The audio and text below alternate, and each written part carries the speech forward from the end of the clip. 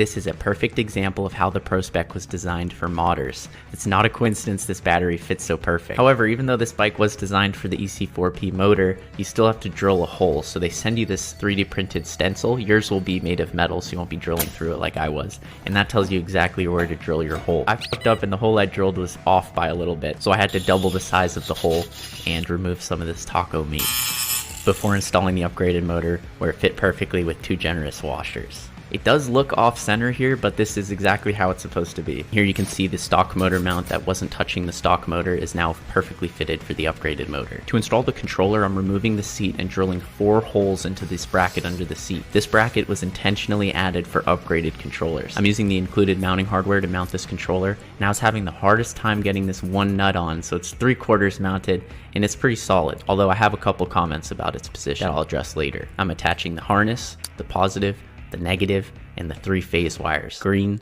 blue, and yellow. Now taking the harness we just plugged into the controller, we can connect it to our throttle, our key ignition and voltmeter, and of course the motor. I'm keeping the stock wheels for this first test. All I need to do is change out the sprocket. It was impossible to get these bolts off, and I realized after the fact that they are using both red and blue Loctite. I've never seen that before. I'm installing my massive 80-tooth Electron Co sprocket and throwing the rear wheel back on the bike. I'm removing the master link from the chain to fit it, and I also need to take out a good section of this chain to lengthen it correctly, so I'm using a chain breaker and adding a new master link.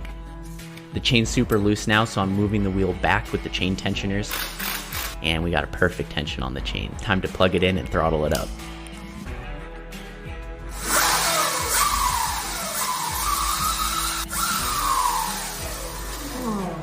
I'm installing the key ignition, the rear brake, the grip, front brake, and throttle, as well as the rear brake caliper, the front brake caliper, and some cable management.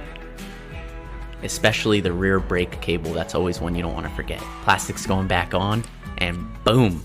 The world's first fully upgraded Razor Pro Spec. The Pro Spec is now fully upgraded with the Electron Co Ultimate Razor Kit. Let's run it back with another top speed, wheelie, and hill climb test. We're on a full charge, power mode 3.